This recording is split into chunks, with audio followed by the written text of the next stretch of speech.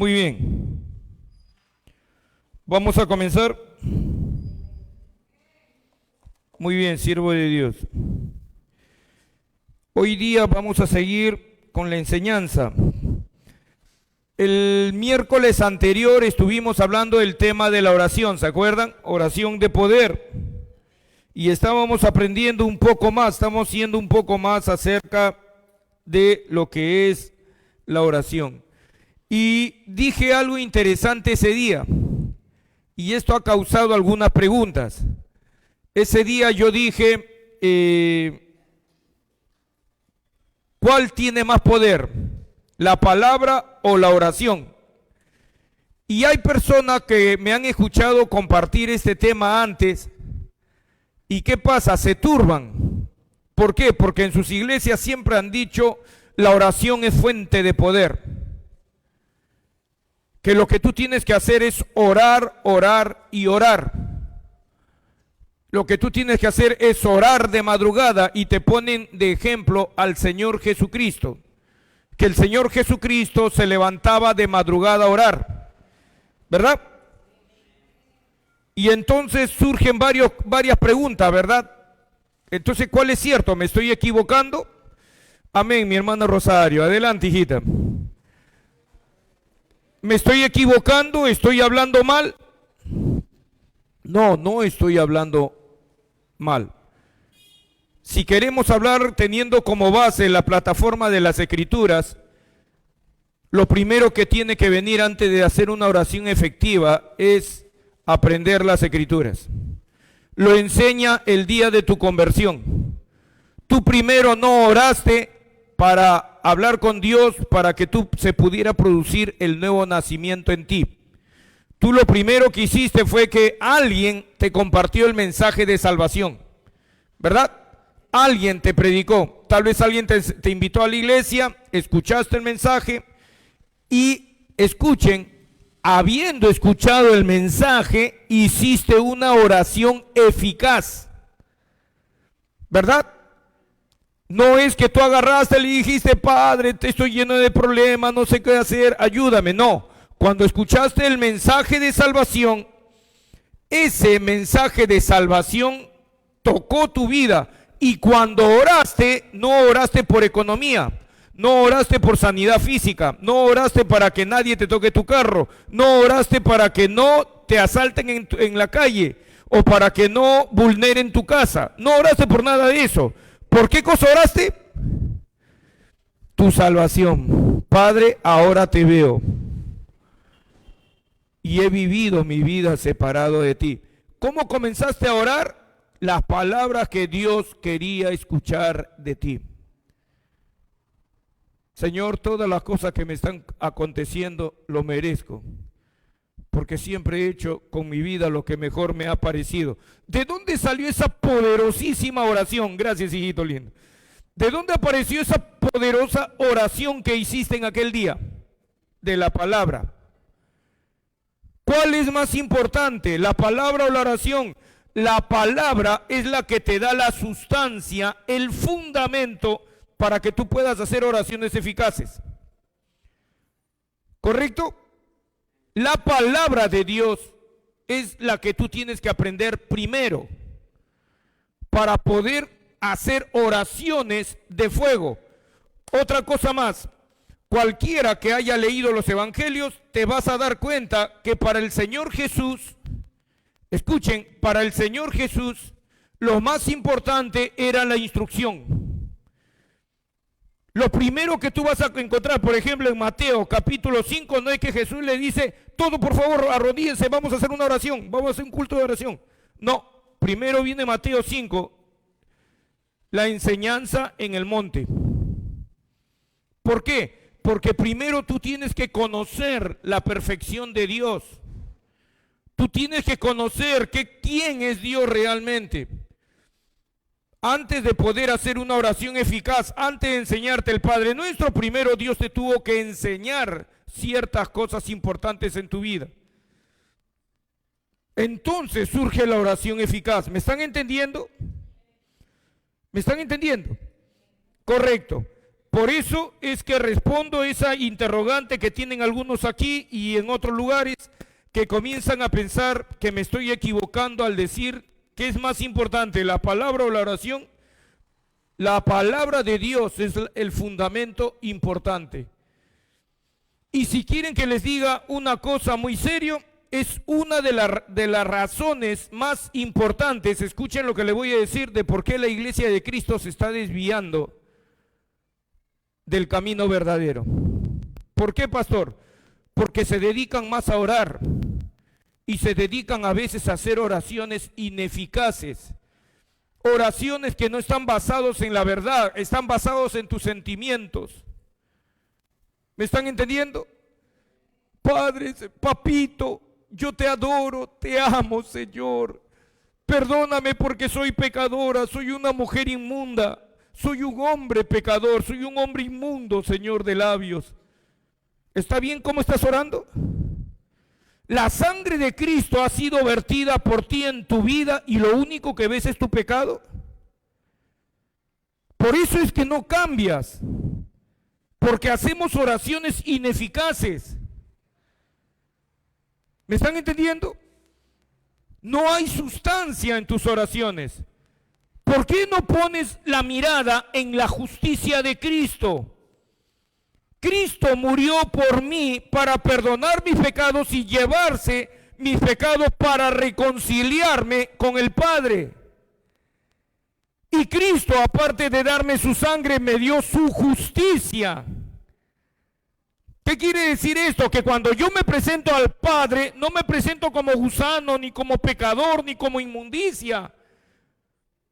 Yo me presento ante Él como el Hijo de Dios, con toda su justicia, con toda su santidad.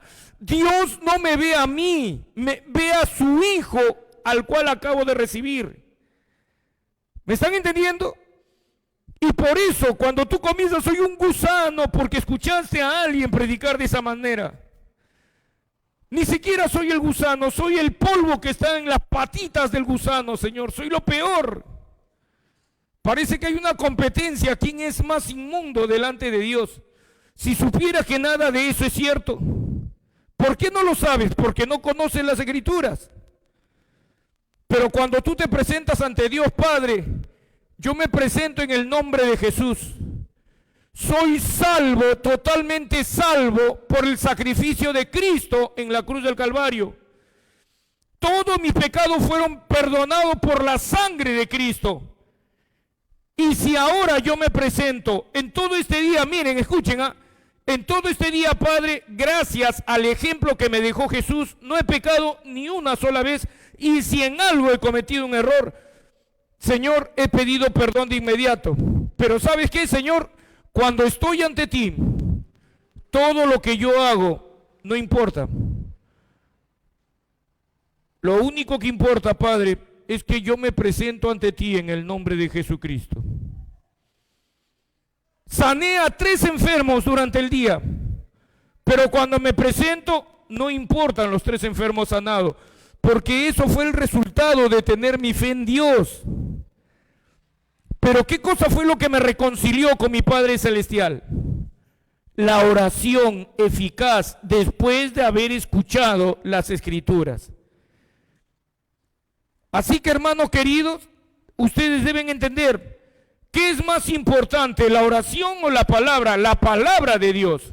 Jesucristo se pasó 3 años y medio instruyendo, 3 años y medio, de acuerdo, sacando bien las cuentas, a sus discípulos, y nunca les decía el énfasis que tienen que estar orando, levántense a orar. El único día que tú lo ves insistiendo es en el huerto de Getsemaní, porque ya estaban en las últimas. Después sí le decía, nunca dejen de orar, pero nunca lo ves haciendo cultos de oración. Vengan, vamos a hacer un culto de oración, un culto de avivamiento, vamos a atar a Satanás, como hoy en día se viene diciendo de esa manera. Ya vamos a comenzar a compartir sobre guerra espiritual y sobre lo que es atar o no atar. ¿Existe o no existe esto de atar? Conforme a las Escrituras. Pero surge una pregunta, ¿verdad? varias personas, tal vez por YouTube o por Uno TV, se haga la pregunta, pastor, pero yo me he convertido hace 3 meses y estoy aprendiendo recién a orar y ahora lo estoy escuchando. Sí, yo también estaba orando así y ahora ya no lo voy a hacer, ahora ya sé que tengo que presentarme en el nombre de Jesús. Entonces quiere decir, pastor, que el Señor no me ha estado escuchando. Recuerden, tengo 3 meses, miren el testimonio, tengo 3 meses en la fe. ¿Ustedes qué dicen? ¿El Señor le está escuchando o no? ¿Por qué? ¿Por qué? Hablan todos al mismo tiempo, no los entiendo. Uno, Steven. Está aprendiendo a orar, muy bien. Muy bien, muy bien, muy bien. Ya ven cómo van uno por uno hablando y se va entendiendo. Es un bebé espiritual. ¿Cómo? Está en un proceso de instrucción, muy bien. Ninguno de ustedes, mujeres que están acá, tienen un bebé, tiene 3 meses y le dicen, ya pues, Aragán, levántate y anda a trabajar, anda a traer el pan para la casa. ¿A quién se le ocurriría hacer eso? ¿No? El bebé será agú, te está diciendo. Y tú ahí, pero vete a trabajar ya, quítate el pañal, camina. No te atreverías a hacer eso. Dios tampoco se atreve a hacer eso contigo. Tú vienes, tienes 3 meses, 2, 3 meses, 6 meses de ir a la iglesia y sigues haciendo oraciones. Señor, ayúdame, Padre, no domino mi carácter, soy torpe, Padre. O comienzas a hacer ese tipo de oración, ¿verdad? Señor, yo no sirvo para el estudio, Padre, he sido bien tonta, bien dura, Señor, de cabeza, Padre. No me entra nada, Padre Celestial. Dios te va a escuchar, porque eres una bebé, agú. Y Dios te va a comprender el estado en que tú estás viniendo. Yo de lo que estoy hablando, queridos hermanos, son las oraciones ineficaces que hacemos cuando ya no eres un bebé.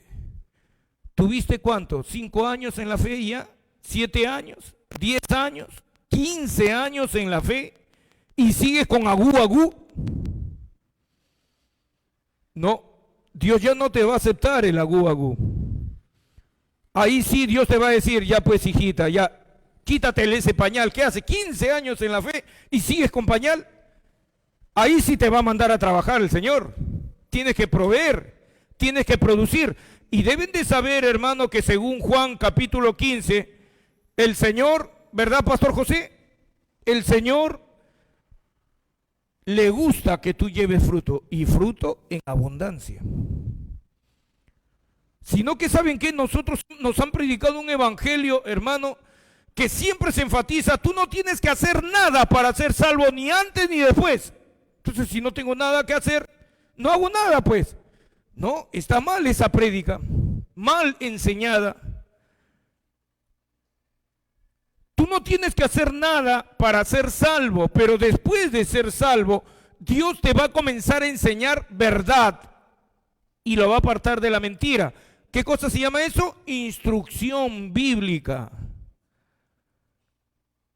Y entonces yo aprendo la verdad y separo la verdad y comienzo a aplicar la verdad a mi vida. Antes yo mentía, ahora ya no lo hago.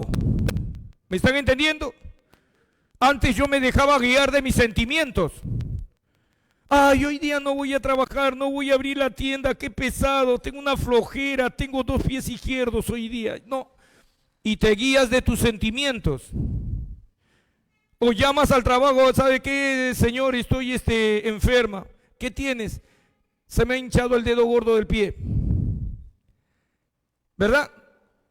No, el Hijo de Dios ya no te mueve por sentimientos. Entonces, ¿qué hace?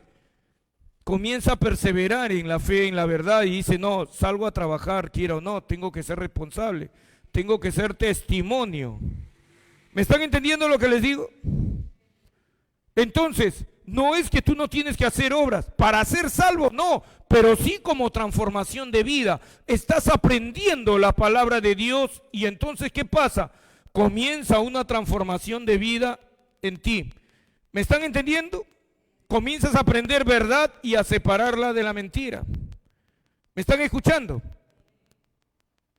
Y entonces tu vida comienza a ser transformada, escuchen, a la imagen del Señor Jesucristo. Y este pequeño pedazo lo voy a cerrar diciéndoles esto, porque el fin del cristianismo, escuchen, es que tú sigas el ejemplo del Señor Jesucristo. Todos y cada uno de los que estamos acá tenemos que llegar a la perfección de Cristo. Así, pastor, eso se va a lograr allá. Según Efesios capítulo 4, versículo 11 al 13, ya se los enseñé. La palabra de Dios enseña que la perfección comienza aquí en la tierra. La perfección, recuérdenlo siempre, comienza aquí en la tierra. En esas separaciones, antes yo no sabía que mentira era malo o que me podía condenar por decir mentira. Pero ahora ya sabes la verdad. Entonces, ¿qué pasa? Me aparto de la mentira y digo solamente la verdad, ateniéndome a las consecuencias. Entonces, ¿qué está pasando? Comenzó mi perfeccionamiento, mi instrucción cristiana. Y cada día que tú vienes a la iglesia, te vienes a instruir, a capacitar, a nutrir de la verdad. ¿Me están entendiendo? Y te vas preparando para la vida eterna. ¿Hasta acá está claro? Muy bien, queridos hermanos. Entonces hoy día vamos a seguir adelante, ya que está respondida la pregunta. Y vamos a hablar hoy día un poco, vamos a poner algunos temas, algunos pensamientos, vamos a responder algunas preguntas acerca de la palabra de Dios. Preguntas acerca de la palabra de Dios.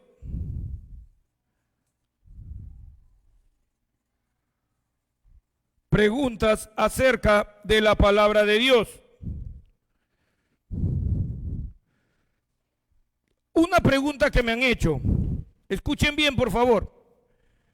Pastor, ¿es lo mismo leer las escrituras que estudiarlas? ¿Qué dicen ustedes? No. ¿Alguien quiere fundamentar el micro? ¿Dónde está para que pueda fundamentar?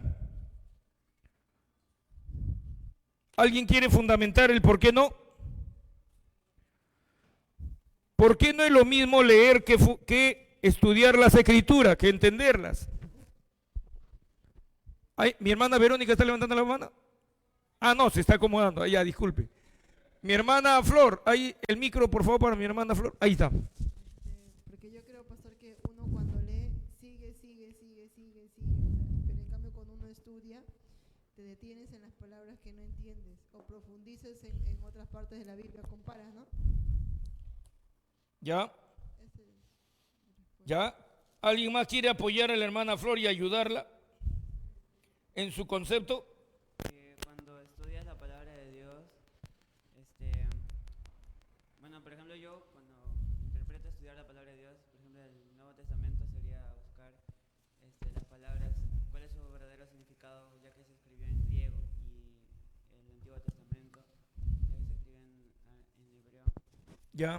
Podría ser buscar su verdadero significado. Muy bien, muy bien. Hoy en día, como está diciendo el hermano, para nadie ahora está cerrado el griego o el hebreo. Hay Biblias interlineales y que son muy buenas. Y que incluso ya les di a algunos de ustedes, ya les di a ustedes a dónde pueden entrar a consultar para poder comparar el texto que nosotros tenemos con el griego del Nuevo Testamento y el hebreo del Antiguo Testamento. ¿Para qué, pastor, se hace eso? Para entender mejor las escrituras, para comprender, porque hermanos, escuchen por favor este punto. Cuando nosotros estudiamos las escrituras, yo sé que se han dado muchas reglas a través de la hermenéutica. ¿Qué cosa es la hermenéutica, pastor? Vamos a ponerlo acá. Un concepto sencillo de recordar. ¿Qué cosa es hermenéutica? Con con H, hermenéutica. ¿Qué cosa es? Hermenéutica es el arte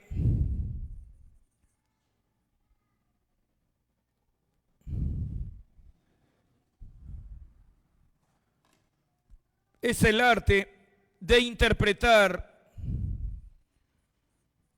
las escrituras.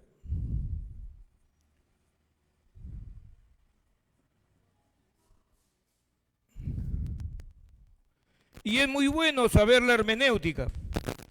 En la hermenéutica te vienen varias leyes, te vienen varios entendimientos. Por ejemplo, te dice que nunca saques un texto, tú ves un texto, te impacta y tú quieres sacarlo de la historia, del contexto en que está dicho ese texto. ¿Y qué te dice la hermenéutica? Te da algunos consejos para hacer una buena interpretación bíblica y te dice, no, nunca saques el texto de su contexto, porque corres el riesgo de usarlo como un pretexto. ¿Por qué? Porque tú tienes que entender, esta es otra ley de la hermenéutica. La Biblia es un libro histórico y cuando se dijeron esas palabras había un contexto histórico. Estaban en un tiempo específico y tú tienes que interpretar entonces correctamente las escrituras de acuerdo a su contexto histórico. Luego lo traes al presente, a tu presente, y lo aplicas en tu vida. Por ejemplo, ese texto que dice Jesús, al que te hiera en una mejilla, vuélvele también la otra. ¿Sí? Ya. Tú cuando lees, entonces, ¿qué pasa? Alguien te ofende y te quedas callado porque dices, me está ofendiendo, ya tengo que dar la otra mejilla. Pero eso no es lo que está diciendo el texto. Cuando Jesús pasó por esa lucha, Él puso en su sitio al que lo había ofendido, al que le había levantado la mano. Pablo, cuando una vez lo golpea a alguien en la boca, Pablo no se queda. Pablo le dice, Dios te golpeará a ti, sepulcro blanqueado.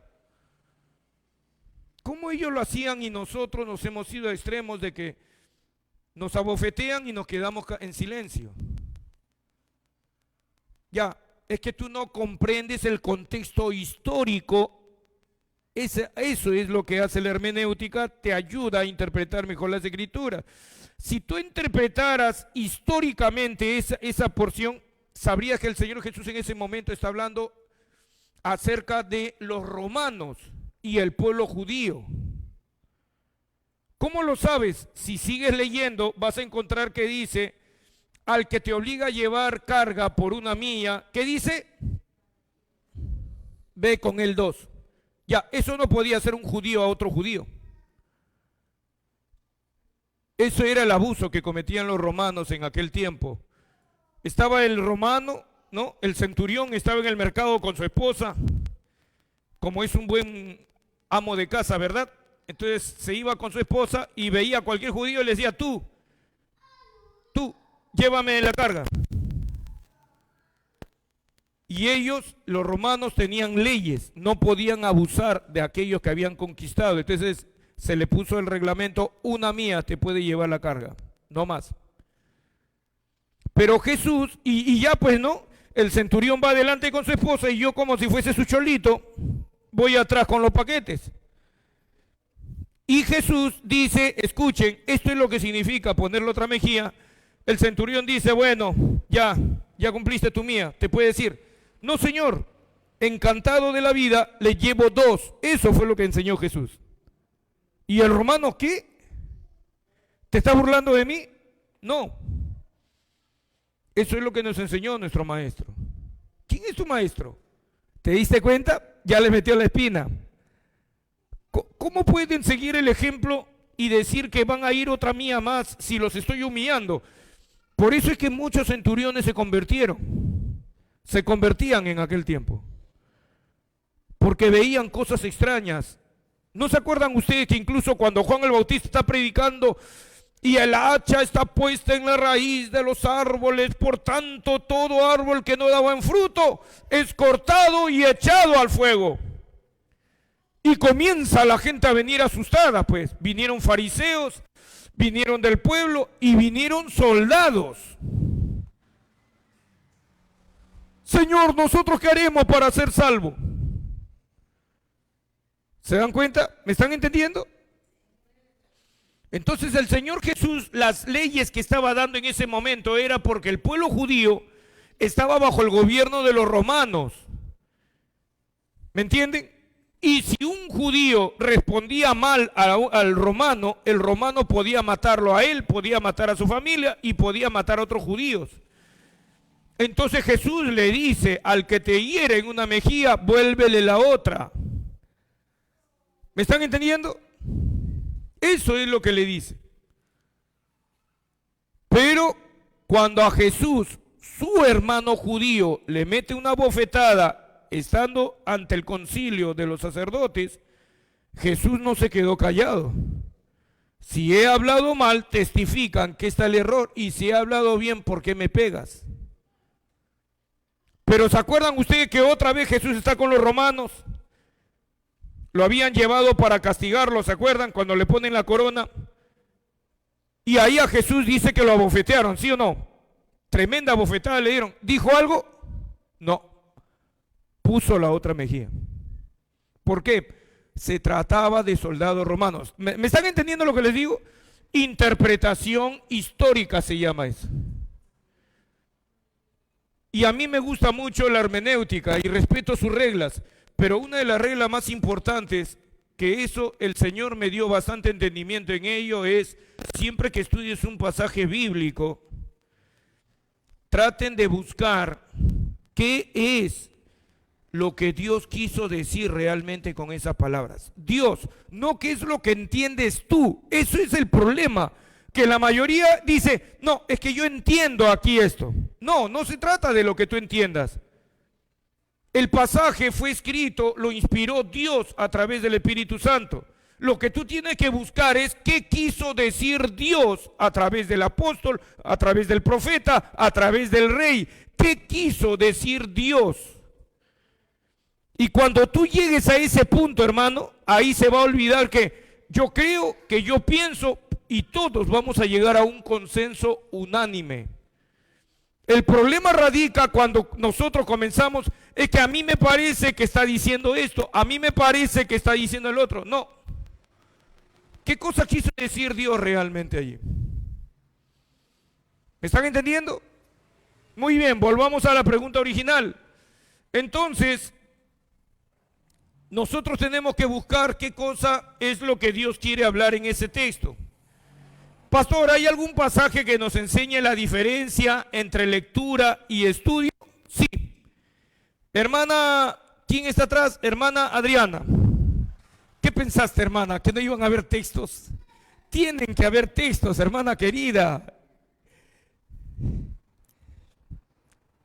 Hechos, capítulo 8, querida hermana, versículo 26 en adelante. Allí claramente la palabra de Dios te enseña qué es lectura, qué es estudio. ¿Estamos listos? Muy bien, miren, comencemos rápido, avancemos. 8:1.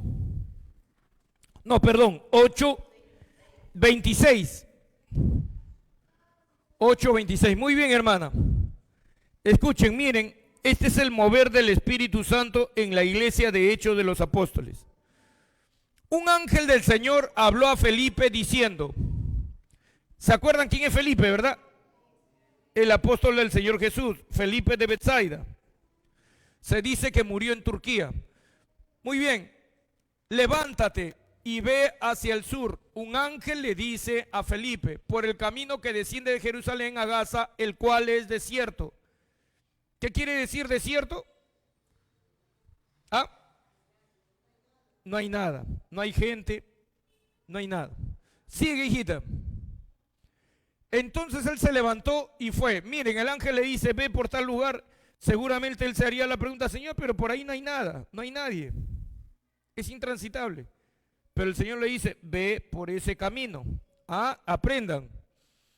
Entonces él se levantó y fue. Estaba caminando y sucedió que un etíope, eunuco, ya no explico mejor esa palabra, funcionario de Candace, reina de los etíopes, el cual estaba sobre todos sus tesoros y había venido a Jerusalén para adorar. Había venido a Jerusalén para adorar.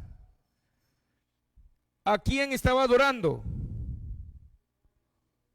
A Jehová Dios, muy bien. Estaba adorando al Dios de los judíos. Y miren lo que dice. O sea, en otras palabras, ese etíope se había convertido. ¿Sí? ¿Estamos bien? Volvía sentado en su carro y leyendo al profeta Elías. ¿Qué estaba haciendo? Leyendo, sí, la profecía del profeta Elías, de Isaías. ¿Correcto? Ya.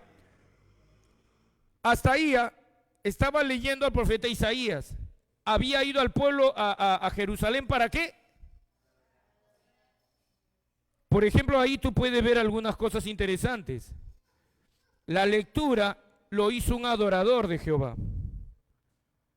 La lectura lo hizo un adorador de Jehová.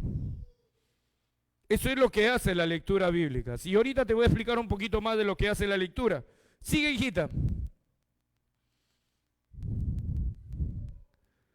Y el Espíritu dijo a Felipe, miren las diferencias. Al principio fue un ángel que le habló a Felipe. Ahora dice que es el Espíritu. Y el Espíritu dijo a Felipe, acércate y júntate a ese carro. Continúa. Acudiendo Felipe le oyó que leía al profeta Isaías. Si le oyó, quiere decir que el eunuco estaba leyendo en voz alta. ¿Sí? Y dijo, y mira lo que le dice Felipe al eunuco, pero ¿entiendes lo que lees? Ahí está la diferencia. Una cosa es lectura, otra cosa es entender lo que lees. Una cosa es lectura, otra cosa es leer lo que entiendes. Sin embargo, la lectura de la palabra de Dios es eficaz, sí, produce frutos. ¿Qué produce el entendimiento? Escuchen, ¿qué produce el entendimiento de la palabra de Dios? El entendimiento de la palabra de Dios, venir a la iglesia a aprender, produce cambio de vida, produce frutos. Enséñeme, pastor, ¿qué le produjo al eunuco? Continúa, hijita. Él dijo, ¿y cómo podré si alguno no me enseñare? Ya ves, se necesita alguien que te enseñe. Y rogó a Felipe que subiese y se sentara con él. Otra característica que te deja la lectura. Está tan hambriento que no le interesó, no le interesó que estaba sentado sobre sus tesoros. Habían oro y cosas que había comprado seguramente en Jerusalén. Y no le interesó su oro, no le interesó que estaba ahí la copa que había comprado, cosas bonitas. Le dijo, sube por favor. No le interesó quién era Felipe. No pensó que tal vez podía ser un ladrón. Él le ofreció darle entendimiento de las escrituras. Y el eunuco se puso feliz. Esos son los frutos que produce la lectura. Si ustedes se dan cuenta, la lectura de la palabra promueve tus emociones. Sí, te da energía hacia Dios. Pero ¿qué produce el entendimiento? Miren, síganme lo bueno, miren. El pasaje de la escritura que leía era este. Como oveja a la muerte fue llevado. Y como cordero mudo delante del que lo trasquila, así no abrió su boca. En su humillación no se le hizo justicia, mas su generación, o sea, su descendencia. Y ojo, acá les doy este dato, cuando te digan que Jesús tuvo descendientes, acá te está diciendo más su generación, ¿quién la contará? No tuvo descendencia. Ya saben ahora cómo responder a eso que... No, pero la película de Tom Hanks, El Código Da Vinci, dice que no, que sí hay descendencia. Tú sácale la Biblia. Amén. Por no contestar mal en este momento. ¿Quién le contará? Porque fue quitada de la tierra su vida. No tuvo hijos. Continúa. Ya. Ahí, ¿qué cosa estaba hablando? Ahí déjalo. Estaba hablando la profecía de Isaías 53. La profecía acerca del Mesías, Pastor José, ¿verdad? que estaba por llegar. ¿Me están entendiendo? Ya. Entonces le dice, miren, el eunuco le dice, respondiendo el eunuco dijo a Felipe, te ruego que me digas, ¿de quién dice el profeta esto? ¿De sí mismo o de algún otro? Para aprender, o sea, cuando ya tú no solamente quieres leer, quieres aprender, lo que tienes que aprender a hacer son preguntas. Continúa, hijita. Entonces Felipe, mira lo que dice, abriendo su boca y comenzando desde esta escritura, le anunció el evangelio de Jesús. Continúa. Mira lo que produce el entendimiento, no la lectura, el entendimiento. Y yendo por el camino, llegaron a cierta agua, o sea, seguramente había un pequeño arroyo, y dijo al eunuco, aquí hay agua, ¿qué impide que yo sea bautizado? ¿Te diste cuenta? La lectura bíblica que él hacía lo emocionaban, sus emociones eran tocadas. Pero cuando entendió la palabra produce el entendimiento, produce acción, cambio de vida. Aquí hay agua, ¿qué impide que yo sea bautizado? Y miren lo que dice Felipe. Felipe dijo, si crees de todo corazón, bien puedes. Y mira lo que hace el entendimiento. Y respondiendo el eunuco, ¿verdad? Dijo, creo que Jesucristo es el Hijo de Dios. Gloria a Dios, ¿verdad? Continúa, hijita. Sigue. Y mandó parar el carro y descendieron ambos al agua, Felipe y el eunuco, y le bautizó. El eunuco, de verdad, qué tal fe, qué tal hombre. O sea, se le decía qué hacer, él lo hacía. Sí. Yo le hubiese dicho, dame todos tus tesoros, déjalos acá y sigue tu camino, voy a abrir un ministerio. Pero Felipe no hizo eso porque no existían los ministerios en aquel tiempo. Y mira lo que dice, cuando subieron del agua, el Espíritu del Señor arrebató a Felipe. Arrebató, o sea, se lo llevó. Vino una corriente de aire fuerte y desapareció de los ojos de el eunuco, pero no se lo llevó al cielo, se lo llevó a Azoto, o una ciudad que estaba en otro lugar. Y el eunuco no le vio más, y mira lo que dice, y siguió gozoso su camino. Sí, podríamos decir hoy en día que cuando el Espíritu lo arrebata a Felipe, fue teletransportado, sí, se le podría decir. Pero me están entendiendo, hermanos, que sí hay diferencia. ¿Qué cosa es lo que produce la lectura? Eso lo aprendí casi al inicio de mi instrucción. Comencé a darme cuenta que cuando yo leía la Biblia, hermanos, escuchen, me estimulaba. Mi deseo de querer buscar a Dios aumentaba. Quería pasar más tiempo allí. Pero ¿qué pasa? No sabía cómo hacerlo. Y ahí es donde entra la necesidad de aprender, la necesidad de venir a la iglesia, la necesidad de venir a que te enseñen, porque quiero que sepas que los sentimientos solos te pueden confundir. Miren, Judas, querida hermana, Judas, hermana Adriana, el versículo 19. Desde el 18, hijita, ¿sí? Judas 18. Miren lo que dice. Miren, siervo de Dios, acá está el texto. Los que os decían, en el postrer tiempo, escuchen, habrán burladores. Burladores hoy en día hay un montón, ¿verdad? Que andarán según sus malvados deseos.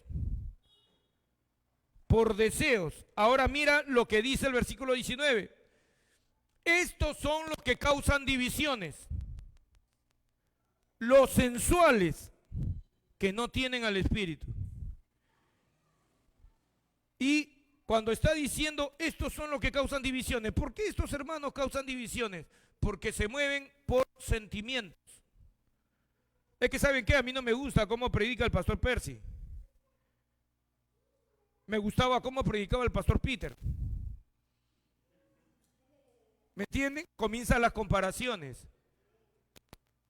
Y no entendiendo, queridos hermanos, que esto no se trata de comparaciones. Se trata de quién puso Dios y que tú tienes que guardar el respeto debido. Ese tipo de comentarios, por ejemplo, si se llegaran a dar, pueden producir, por ejemplo, divisionismo dentro de la iglesia. Eso es, por si acaso, murmuración. Y va a producir dos grupos. Porque por ahí vas a encontrar una hermana y te dice, no, a mí me parece que yo aprendo bastante por medio de él. Te vas con otra y le dices, sí, no me gusta cómo predica, a mí tampoco, y ya son dos. Y de repente ya estás viendo acá en la iglesia que se forma un grupito de allá de 5. Y cuando el pastor se va a acercar, comienzan a collarse. Ay, puñeta el pastor. ¿Verdad? Claro, lo hacen más bonito, ¿no? Más bonito lo hacen, ¿no? Lo hacen imperceptible, no se dan cuenta. Uno, ¿no? El pastor no se da cuenta. En apariencia, ¿no? No se da cuenta. Entonces se acerca y se están codiando. Deja de hablar del pastor, ahí viene. Entonces, hermanas, ¿cómo están? ¿Qué pasa? Bien, pastor, bien, bien, bien. Y nadie quiere decir nada más. Ya, ahí tú ya sabes que se está haciendo un problema. ¿Cómo comenzó los sentimientos? Cuando tú comienzas a creer, hermano, y escuchen por favor este pedazo, cuando tú comienzas a creer, querido hermano, que el mundo gira alrededor tuyo. No, es que yo no pienso así, pues. Es que yo pienso igual que el pastor que predica en la otra iglesia. ¿Me están entendiendo? Tengan cuidado con los sentimientos. Dime, hijita.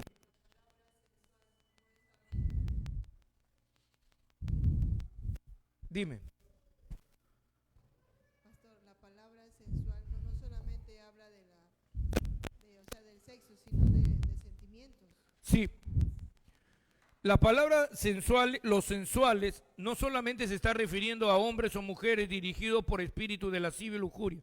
Se está refiriendo a hombres o mujeres que han roto ya los parámetros y su vida los dirigen por sentimientos. Hoy no siento ir a la iglesia, no siento. Yo desde la casa puedo seguir escuchando y escucho el mismo mensaje, pero no es lo mismo. Pastor, ¿y cómo sabe que no es lo mismo? Pregúntaselo al Señor. Te vas a dar cuenta. Se ríen. ¿Por qué?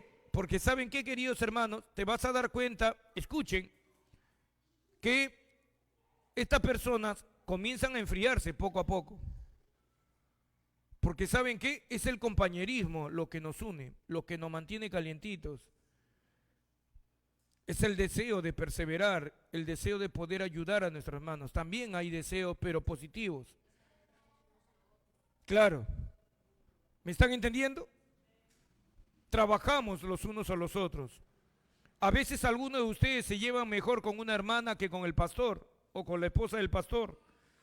Entonces se saludan y a ver, hermana, ¿qué pasa? Y con esa persona, ¿verdad, hermana Rosa? Tienen más cercanía, ¿verdad? Más unión de poder sincerarse, claro. Y de repente ya te bendijeron en tu vida. Solamente para mencionarlo, hermanos, y deben tener mucho cuidado con ese punto. No, mejor no. Vamos a seguir con la palabra mejor por hoy día. Diga, pastor, dice. Muy bien, pero ¿me están entendiendo, queridos hermanos? Estos son los que causan divisiones, los sensuales que no tienen al espíritu. Ahora, ¿por qué mencionan al espíritu junto con los sensuales?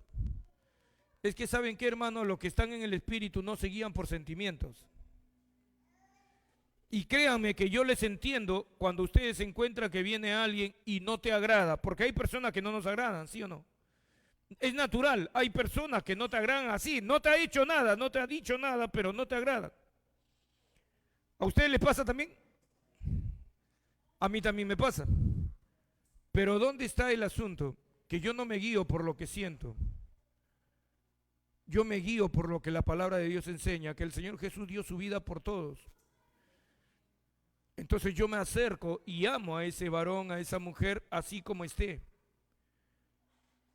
Porque ¿saben qué? El dar amor a otras personas no depende de lo que yo sienta, depende de lo que Cristo hizo por mí. Y si Cristo me amó a mí tal como yo soy, ¿quién soy yo para juzgar a la hermana o decir que no me gusta, que no siento, que no me parece? Tengan cuidado, el miércoles pasado hablamos de la murmuración, no se olviden. El viernes, ¿verdad? ¿Sí? No, eso lo hice intencionalmente para probarlos, a ver si están atentos. Ya, dice el pastor. Amén. ¿Me han entendido hasta acá? Una cosa más. ¿Qué cosa es lo que produce la lectura de la palabra de Dios? La lectura de la palabra de Dios, queridos hermanos, quiero que sepan que produce intensidad. Por ejemplo, cuando me invitan a mí a predicar, o vengo acá a veces a predicar, o me invitan a un aire libre, yo me acuerdo que en aquel tiempo yo lo que hacía, escuchen, ya había estudiado el tema que iba a predicar, pero yo quería fuerza, intensidad. Entonces, ¿qué hacía? En la noche me pasaba leyendo un libro de la Biblia. Y ¿saben qué? De verdad la palabra de Dios leída varios capítulos seguidos te da intensidad. Y cuando salía a predicar tenía una fuerza superior. Y más que ya había estudiado el tema, lo conocía, se juntaban los dos, intensidad con conocimiento. Ese día se convirtieron 14 personas.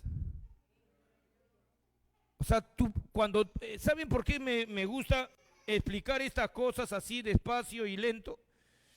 Porque tú puedes hacer combinaciones así como yo las hacía. Ponerme a leer o ponerme a estudiar por horas. ¿Qué cosa produce el estudio de la palabra de Dios por mí mismo? Yo lo estudio, basado en lo que mi pastor estuvo predicando. Y me paso ahí 2 horas, 3 horas, 6 horas, 10 horas estudiando la palabra, apuntando conceptos y mirando. ¿Qué cosa es lo que produce? ¿Sabe qué es lo primero que produce? Dominio propio. Dominio propio. Lo primero que produce el estudio de la palabra es dominio propio. En realidad, hermanos, no es por nada, pero el texto, hermana Adriana, Salmos capítulo 19, versículo 7. Este texto quiero que sepan que es real, 100% real. Es la Salmos 19, 7. Mi hermana. Miren lo que dice, hermanos queridos. La ley de Jehová es perfecta, que convierte el alma. La palabra de Dios, hermanos, es en realidad la que te transforma. ¿Por qué? Porque cuando tú vienes acá a la iglesia y comienzas a escuchar verdad y lo separas de mentira, ¿saben qué es lo que sucede? Y tú agarras y comienzas a practicar la verdad y abandonas la mentira, comienzan cambios de costumbre en tu vida. Por eso es que les digo que el estudio de la palabra lo primero que produce dominio propio. No, los domingos es para mi Señor, no me voy a la playa. Ya aprendiste. ¿Me están entendiendo? ¿Qué estás produciendo? Dominio propio. Y así, tú puedes hacer diversas aplicaciones a los mensajes que estás recibiendo. ¿Por qué? Porque, hermano, todas esas cosas escuchen, no se trata de un mero cumplimiento con Dios. Se trata que es tu fe, es tu ofrenda a Dios. ¿Qué le estás entregando a Dios realmente de tu vida? ¿Las obras? ¿Qué le estamos entregando a Dios realmente? Me voy el domingo a la playa, ya siempre estoy yendo a la iglesia y te vas. Yo no te voy a condenar a ti, tú solo te estás condenando, porque es tu ofrenda. ¿Qué le estás dando a Dios tú? Es igual que la viuda. ¿Se acuerdan cuando Jesús estaba ahí parado, estaba sentadito con sus apóstoles, mirando a todo lo que ofrendaban? Venía gente que ofrendaba mucho dinero, pero vino una viuda pobre, ofrendó 2 blancas, o sea, un cuadrante. esa monedita que no tienen uso casi. ¿Y qué pasa? Pero con eso, aunque sea, podía comprar, aunque sea un pan. ¿Y qué pasa? Lo echó. Y Jesús dijo, esta mujer viuda ha dado más que todo lo demás, porque ella ha dado su sustento. Todo lo que tenía para poder vivir, me lo dio. Eso es lo que nosotros hacemos cuando nosotros tomamos decisiones. ¿Qué estoy haciendo? Hoy día no voy a la iglesia, me voy a pasar durmiendo, estoy bien cansado. Es tu fidelidad a Dios, es tu fruto. Cuando tú comienzas a pensar así, ¿qué es lo que le estoy dando a mi Padre Celestial? ¿Saben qué? Entonces miren, surge dominio propio. No, yo no le voy a dar a mi Padre cualquier cosa. Y comienzas a disciplinarte. A tal hora desayuno, a tal hora almuerzo, a tal hora voy a acostumbrar a todos en la casa, a todos, acá todos van a hacer caso. ¿Por qué? Necesito una hora para descansar antes de venir a la iglesia.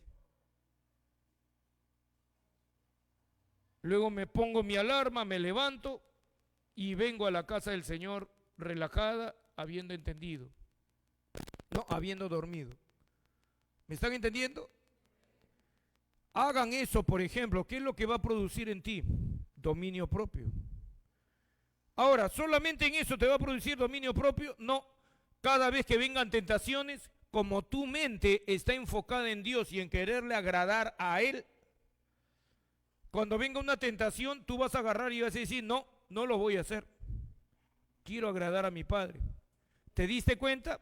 Una cosa arreglándola en una área de tu vida abarca otras y salta a otras. Nosotros no nos movemos, queridos hermanos, por sentimientos. No nos movemos por sentires. Eso debe morir. Con Cristo estoy juntamente crucificado. Ya no vivo yo, Cristo vive su vida en mí. El que quiera venir en pos de mí, niéguese a sí mismo, tome su cruz cada día y sígame. Lucas 9:23. ¿Me están entendiendo? Ese es el cristianismo. Nosotros nos movemos no por sentimientos, nos movemos por entendimiento. Y entonces ahí cuando tú volteas y dices, me niego a seguir haciendo esto.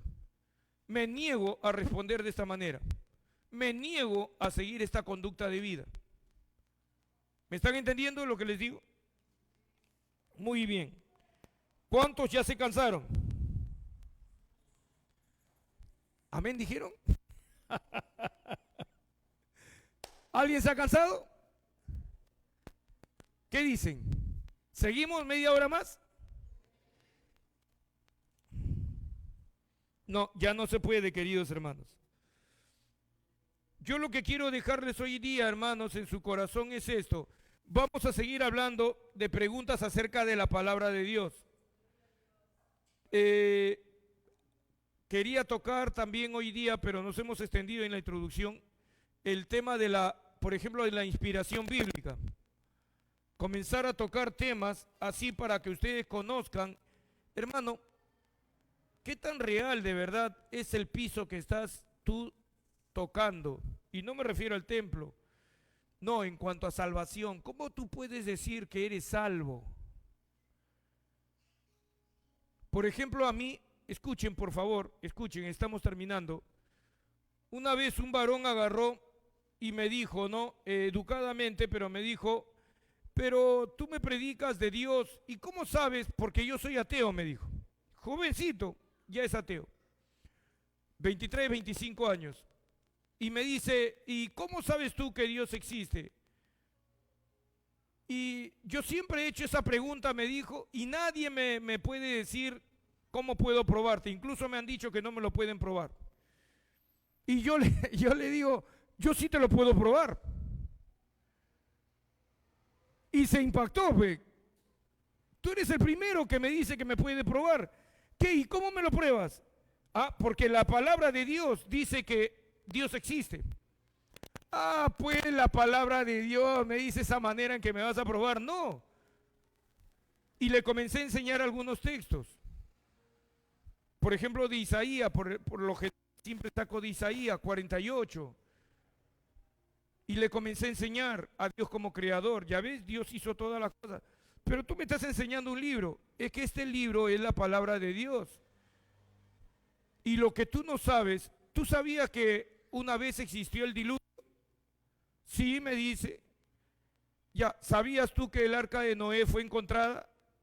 Así, eso sí no sabía. Sí, ¿y sabes dónde fue encontrado?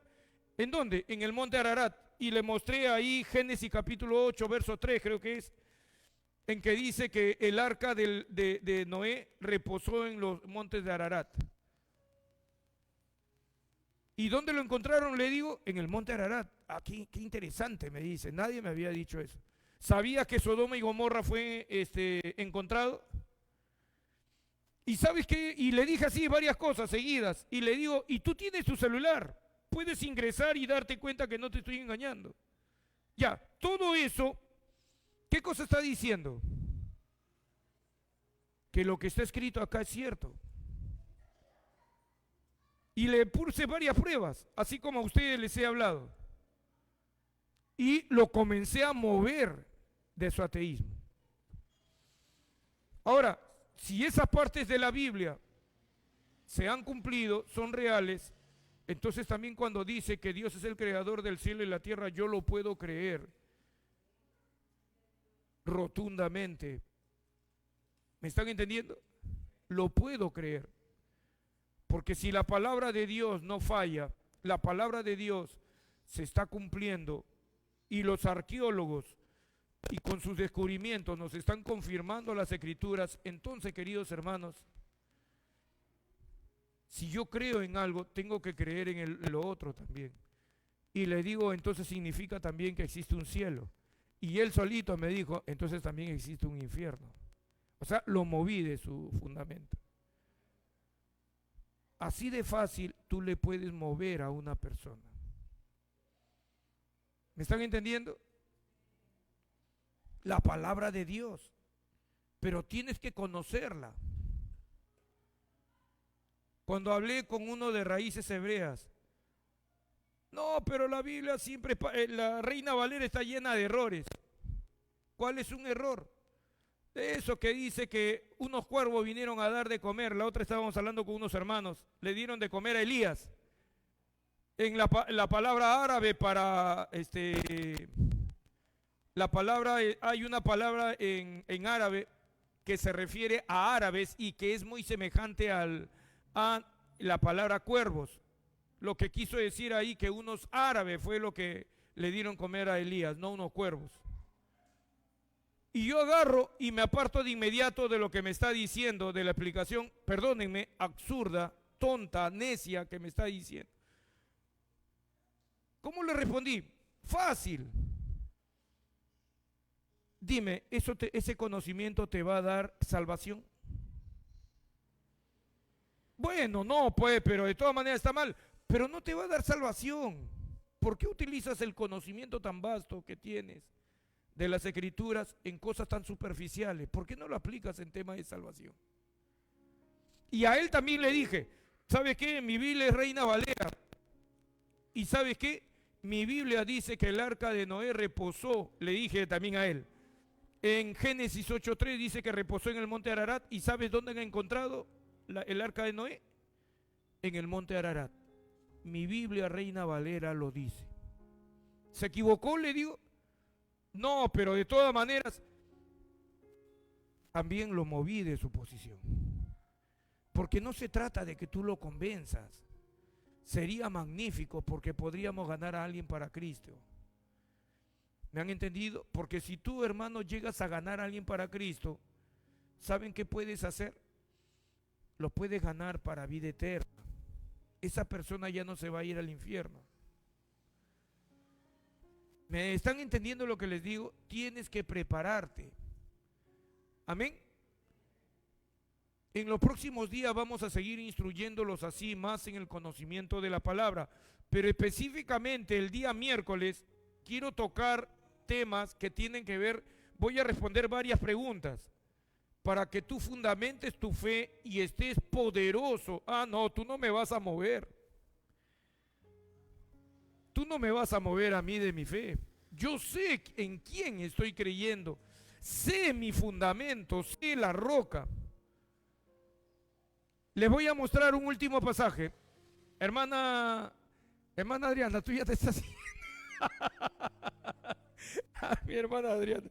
Lucas capítulo 1, versículo 1. Lucas. Mi hermana Adriana. Ya está en la puerta ya con su cartera, ya se vaya. Todavía no termina. Escuchen. Puesto que ya muchos han tratado de poner en orden la historia de cosas que entre nosotros han sido ciertísimas, está hablando el doctor Lucas. Continúa, hijita. Tal como nos lo enseñaron los que desde el principio lo vieron con sus ojos. ¿Quiénes lo vieron primero con sus ojos? Los apóstoles lo vieron a Jesús. Y fueron ministros de la palabra. Claro, el Señor Jesús los envió a predicar. ¿Sí? Sí, hijita. Mira lo que dice el doctor Lucas, está hablando. Me ha parecido también a mí, después de haber investigado con diligencia todas las cosas desde su origen, yo basado en ese texto es que hice mi estudio bíblico. Yo también quise saber la solidez sobre lo que estaba.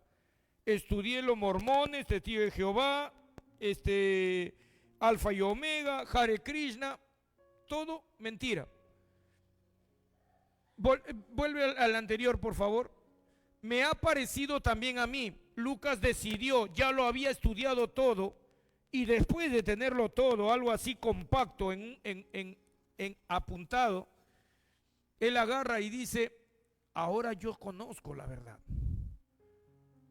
pero no tengo dinero como para publicar esto. Entonces se lo escribe a su amigo Teófilo. Y escuchen, me ha parecido también a mí, después de haber investigado con diligencia toda la cosa de su origen, continúa, hijita, escribírtela por orden, oh excelentísimo Teófilo, todo parece ser que era romano, para que conozcas bien la verdad de las cosas en las cuales has sido instruido. O sea, yo sé, Teófilo, que a ti ya te instruyeron, tú eres cristiano, conoces la verdad, pero yo no solamente quiero que tú seas instruido, quiero que conozcas la solidez, quiero que sepa que el cristianismo es algo sólido, seguro, que nadie te puede remover, Teófilo. Y yo lo estudié todo por orden, igualito hice yo, varios años después, cuando al principio cometí errores, pero después dije, no, pero ¿por qué sigo cometiendo errores? Siempre estuve esperando lo que me decían mis pastores, Cristo es el que te va a cambiar, tú no tienes que hacer nada. Esperé y lo único que tuve fueron errores. Pero cuando comencé a hacer lo que las escrituras decían, así como estaba escrito, lo comencé a hacer, comencé a tener dominio propio sobre mi vida. Y comencé a dominar mi carácter, y comencé a dominar mi manera de ser, y comencé a desarrollar amor, y comencé a desarrollar pasión por los perdidos. ¿Me están entendiendo? La palabra de Dios de verdad te puede transformar tu vida. ¿Me han entendido? Para que conozcas bien la verdad de las cosas en las cuales has sido instruido. A ustedes ya les instruyeron, ustedes tienen cierto conocimiento de la palabra. Bueno, ahora se le va a fomentar, ¿saben qué? Que te pares sobre la roca, te vas a dar cuenta cuán seguro es la palabra de Dios y que de verdad te puede conducir a la vida eterna. ¿Me han entendido? ¿Sí? ¿Cuántos tienen la vida eterna? Ya ve, ya se va. Vamos a ponernos de pie. Vamos, siervo de Dios.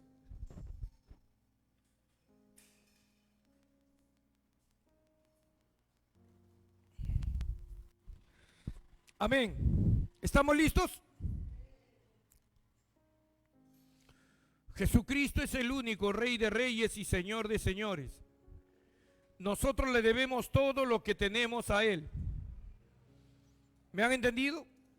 Él es nuestro Salvador. Derramó su sangre preciosa. ¿Saben por qué? Porque nunca le falló a su Padre Celestial. Recuerden ese testimonio. Yo sé que muchos nos dicen de frente, no, Cristo derramó su sangre para limpiarnos de nuestros pecados. Pero antes de eso, Cristo derramó su sangre porque no negó a su Padre Celestial. Porque si Cristo hubiese negado a Dios, no lo hubiesen crucificado. Se libraba de la cruz. Como muchos nosotros nos hemos librado de nuestra cruz. Pero Él no. Dijo, yo soy el Hijo de Dios y ahora me van a ver a la diestra del poder de Dios. ¿Me han entendido? Jesucristo es nuestro ejemplo. Todos, por favor, busquen el rostro de Dios. Todos comiencen a restaurar desde esta misma noche la lectura de la palabra de Dios. Pastor, ¿qué me recomienda? ¿Por dónde comienzo? Siempre yo recomiendo comenzar por Marcos, que es el libro más sencillo de las Escrituras en cuanto al Nuevo Testamento y de los Evangelios. El más sencillo de todos es Marcos, el más directo. El más instructivo, el que sigue, Lucas. Y el más espiritual de los 4 evangelios, Juan. Y luego, cuando hayan terminado con Juan, comiencen de nuevo por Mateo, Marcos, Lucas, Juan, en ese orden. Y recién pasen a Hechos y a todos los demás. Den todo el tiempo que puedan a la lectura. Porque los estudios, las enseñanzas, se las vamos a dar nosotros. ¿Me han entendido? Y si alguno de ustedes por alguna razón le queda por ahí media horita, 1 hora y quieren hacer apuntes sobre lo que predicamos, hazlo, revísalo, anda a los originales griegos, apunta lo que significa la palabra griega. ¿Me han entendido? Hermano, prepárense, estamos en los tiempos finales, el anticristo está por hacer su aparición, lo que significa que el arrebatamiento está a las puertas. Porque el arrebatamiento viene antes de la tribulación. Es cosa segura. Está en las Escrituras. Y en el arrebatamiento se van a ir solamente los mejores. Sé que esa palabra es chocante para muchos pastores porque siempre están acostumbrados. No, todos nos vamos a ir. No. Solamente los mejores se van a ir porque Dios escoge los mejores. Cuando Jesucristo de Nazaret escogió 12 apóstoles, dice, escogió a 12 apóstoles nada más. Pero Hechos capítulo 1 nos dice que eran 120. ¿Qué quiere decir? Que hizo grupos de 10 y de cada esos 10 escogió al mejor de ese grupo. Judas fue el mejor de su grupo. Superó a los de su grupo. De los 120 escogió 12. Y esos 12 apóstoles fueron los que separaron. Siempre recuerden esto. Yo sé que le van a decir, no, Dios no escoge así. Es mentira. Si Dios te escoge es porque tú estás con esas capacidades y estás buscándolo, estás en esa dirección. Muchos creen que Dios escogió a Saulo de Tarso al azar. No fue al azar. Saulo de Tarso era un hombre irreprensible en cuanto a la ley. ¿Me están entendiendo? Y tenía una conciencia limpia desde sus antepasados. Miren su testimonio. Busquen el rostro de Dios con todo. ¿Me han entendido? Cierren sus ojos, repitan esta oración conmigo en voz alta. Padre Celestial, tú eres el único Dios verdadero que existe en el universo. Fuera de ti no existe ningún otro Dios. Habrá muchos burladores que digan de nosotros que estamos equivocados, que ellos no necesitan una muleta para seguir existiendo. Nosotros tampoco. Nosotros no tenemos ninguna muleta. Nosotros tenemos al Cristo de verdad. Hemos conocido la verdad. Y la verdad nos ha hecho libres. Cristo Jesús es la roca de nuestra salvación. Padre Celestial, Jesucristo es nuestro Señor. Y seguiremos nuestro ejemplo. Nos santificamos a nosotros mismos para que los demás sean santificados en la verdad.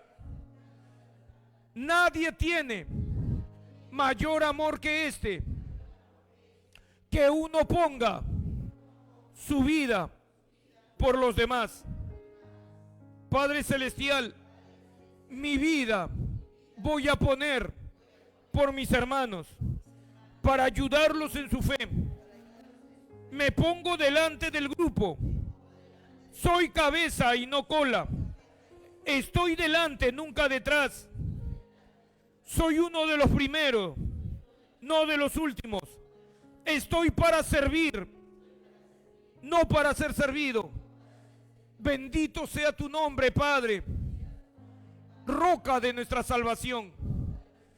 Te amo con todas las fuerzas de mi entendimiento, de mi corazón, de mi alma, con todo mi ser, Señor. No te voy a fallar. Enciendo el fuego de la pasión por Cristo. Enciendo el fuego del amor de Dios. Dejaré de dormir. Comenzaré a buscar tu rostro. El dinero estará a tu servicio. O mejor dicho, mi dinero estará a tu servicio, como yo también de ti, Padre.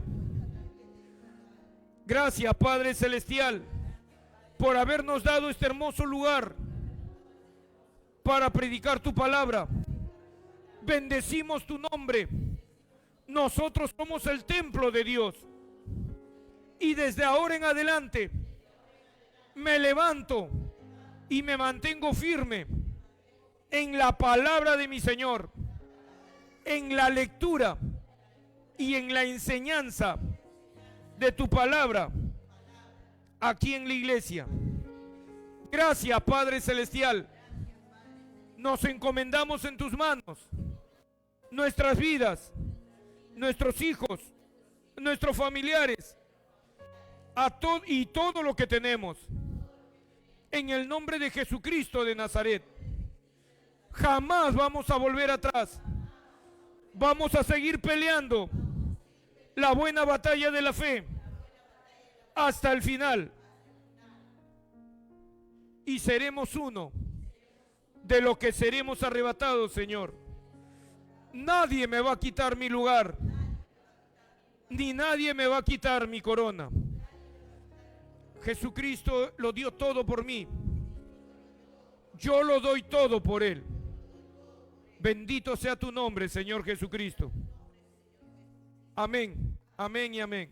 Levantemos nuestras manos al cielo y demos 3 glorias a Dios.